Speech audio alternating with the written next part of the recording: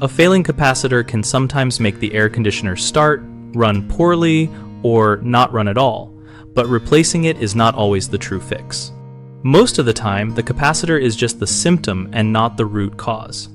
Start by verifying the capacitor value and condition with a capacitance meter and a visual inspection for bulging or leaking. Next, measure the motor amp draw while the unit is running and compare against the motor nameplate to detect an overcurrent condition that can stress capacitors. Check the blower wheel and both coil surfaces for dirt buildup because restricted airflow raises temperature and current, shortening capacitor life, and clean them using appropriate coil cleaner and a soft brush without bending fins.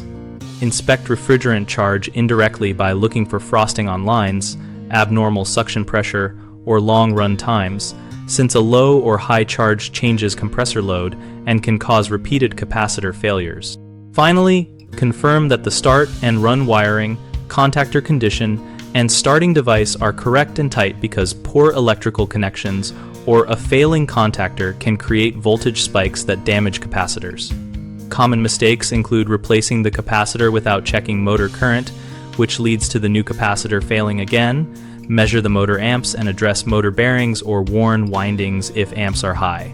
Another frequent issue is ignoring dirty coils and blower wheel causing high head pressure and overheating.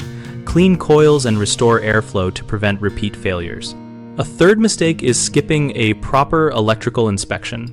So check contactor contacts, wiring insulation, and control voltages, and repair or tighten any faults to protect the new capacitor. BigHomeProjects.com connects homeowners with local contractors and offers project-focused discussions where we share experiences and troubleshooting tips relevant to capacitor and air conditioner issues.